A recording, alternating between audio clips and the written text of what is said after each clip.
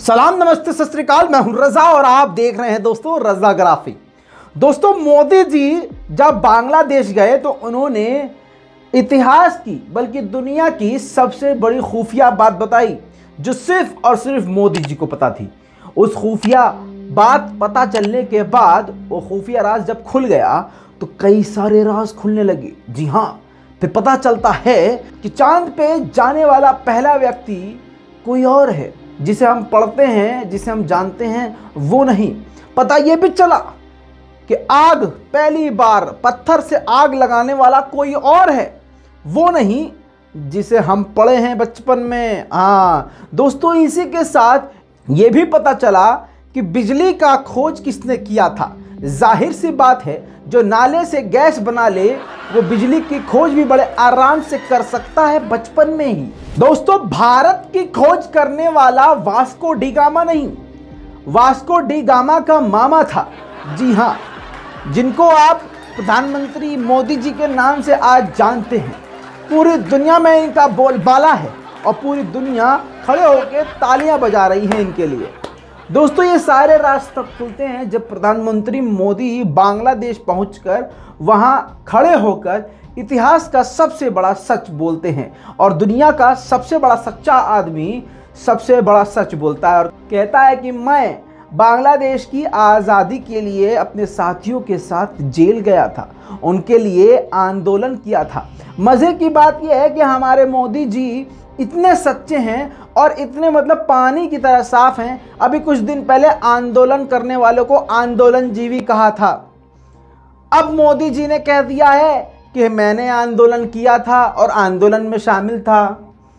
तो इसी बात को कहते हैं गोबर ऐसे आसमान में उछाल देना और ऐसे पच से अपने मुंह पर ले लेना। तो वही मोदी जी ने बांग्लादेश में किया है। पहले किसानों के खिलाफ बोलते हुए, जहर उगलते हुए माननीय मोदी जी ने आसमान में गोबर पखाना उछाला और बांग्लादेश में जाके छपाक से अपने मुंह पे ले लिया। दोस्तों, साथ ही उन्होंने बहुत बड़ी बड़ी बातें कही जिसके बाद से तो कयामत ही आ गई। देख लीजिए पहले वीडियो। मेरी उम्र 20-22 साल रही होगी जब मैंने और मेरे कई साथियों ने बांग्लादेश के लोगों की आजादी के लिए सत्याग्रह किया था। बांग्लादेश की आजादी के समर्थन में तब मैंने गिरफ्तारी भी दी थी और जेल जाने का अवसर भी आया था।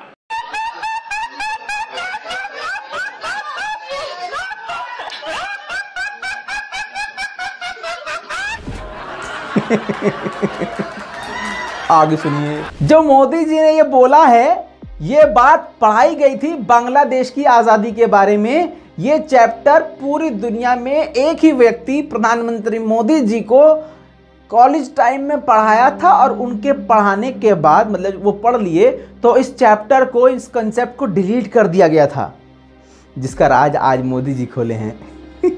दोस्तों, बताया ये भी जा रहा है कि हिटलर की चिता को आग देने वाले भी सोशल मीडिया पे अब बहुत तेजी के साथ काफी सारे सच सामने आने लगे हैं। अब खबर यह भी है कि मोदी जी बाहुबली के साथ मिलकर माहेश्मती के लिए भी लड़ाई लड़ी थी। सबूत भी दिखा रहे हैं आपको हम। मोदी जी ने जब कहा कि मैंने अपने साथियों के साथ बांग्लादेश को आजाद कराने के लिए काफी ज्यादा मुशक्कत करी थी और आंदोलन किया था, जिसके बाद से उसका प्रूफ भी अब मैं आपको देने जा रहा हूं। ये प्रूफ बहुत तेजी से अब सोशल मीडिया पर वायरल हो गया है। दोस्तों, इसके बाद कई सारी दुर्लभ तस्वीरें दुनिया के सामने आई हैं, जिससे पता चलता है कि हमारे माननीय मोदी जी कितने प्रभावशाली और कितने प्यारे इंसान हैं, ऐतिहासिक इंसान हैं। इतिहास में इन्होंने बड़े बड़े काम किए हैं। ये तस्वीरें प्रूफ के तौर पर आपके सामने पेश कर रहा हूं। दोस्तों, बहुत सारे मोदी विरोधी ये कहेंगे कि ये एडिटेड है, फोटोशॉप है, लेकिन सच्चाई है कि अंधभक्तों ने सेल पाला है। सेल समझे, शेर नहीं, सेल पाला है, सेल। हमने तो तेल पाला है। भाई, डिस्कवरी में आज शो बता रहे थे कि सुअर की छाती का जो साइज होता है वो 56 इंच होता है। मां कसम, दिल जीत लिया भाई। अब डिस्कवरी वालों ने दिल जीत लिया तेरे भाई का आज। दोस्तों इसी के साथ वक्त है छोटे से एडवर्टाइज का। नक्कालों से सावधान रहें, हमारी कोई दूसरी शाखा नहीं है। दाढ़ी देखकर किसी पर विश्वास न करें, असली आसाराम बापू। आगे उन्होंने कहा है जनता के लिए कि मेरा चेला भी मेरी कॉपी कर रहा है, जनता सावधान रहे। जनहित में जारी।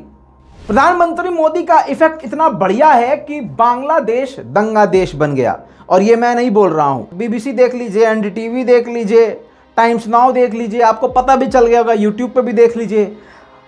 हिंसा इतनी बढ़ गई है कि मोदी जी जा रहे थे जब वहां, तो उससे पहले भी हिंसा हो रही थी, वहां पर प्रदर्शन हो रहे थे।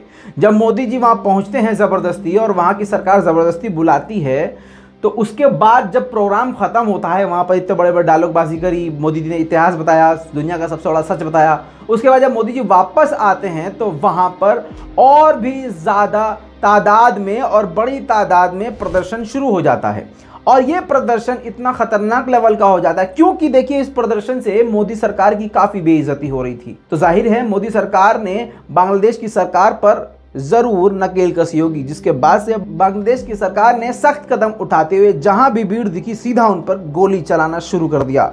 अब इस वक्त बांग्लादेश के इस दंगों में कम से कम 15 लोगों के मारे जाने की खबर है और 100 से ज्यादा लोग गंभीर रूप से घायल हैं, कई तो अभी गायब हैं। इसी के साथ सैकड़ों लोगों को जेल के अंदर डाल दिया गया है। सरकार ने आगे ये भी धमकी दी है कि और भी कड़ी कार्रवाई की जाएगी। जिन लोगों की मौत हुई है उनके सरों में यानी सीधा सर में गोली लगी है। इसी बात से अंदाज़ा लगा लीजिए कि बांग्लादेश में कितने खतरनाक दंगे हो गए हैं और इसकी वजह कौन है, आपको और मुझे चीख चीख कर बताने और जानने की ज़रूरत नहीं है।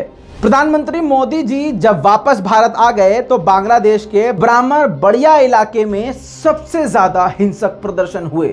इतने ज्यादा हिंसक प्रदर्शन हुए और बल्कि अपने जुमलों को ठीक करूं, जिस वक्त आप ये वीडियो देख रहे हैं इस वक्त भी वहां लगातार हिंसक प्रदर्शन चल रहे हैं।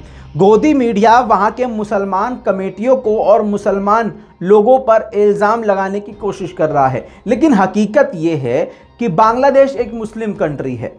दोस्तों गोबर भक्तों के मुंह पर पैखाना लिपते हुए मोदी जी बांग्लादेश पहुंचते हैं और एक मुसलमान कंट्री को अपना दोस्त बताते हैं। दोस्तों मोदी जी का ये कदम अपने आप में ही टट्टीखोरों के मुंह पर पैखाना है।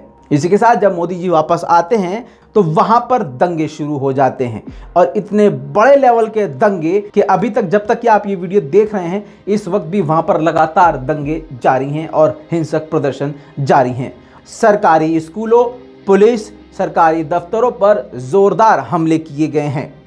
दोस्तों आपको बताना जरूरी है कि वहां की जनता शेख हसीना की सरकार के बेहद खिलाफ है। जैसे भारत में सभी लोग, यानी सच्चाई तो यह है कि पूरा भारत जो शांति प्रिय लोग हैं वो बीजेपी के खिलाफ हैं, वैसे ही वहां के लोग शेख हसीना के खिलाफ हैं। और मोदी जी का विरोध क्यों कर रहे हैं इस बात पे भी रोशनी डालनी जरूरी है, क्योंकि मोदी जी को कातिल कहते हैं वो और कातिल मानते हैं बांग्लादेश की आम नागरिक। जी हाँ, उनका कहना यह है कि भारत में हमारे मुसलमान भाइयों पर जुल्म और सितम करने वाला शैतान हमारे मुल्क पर कदम नहीं रख सकता। ये विरोध काफ़ी पहले से हो रहा था, लेकिन ज़बरदस्ती जब मोदी जी ने वहाँ पर कदम रख दिया तो बांग्लादेश दंगा देश बन गया।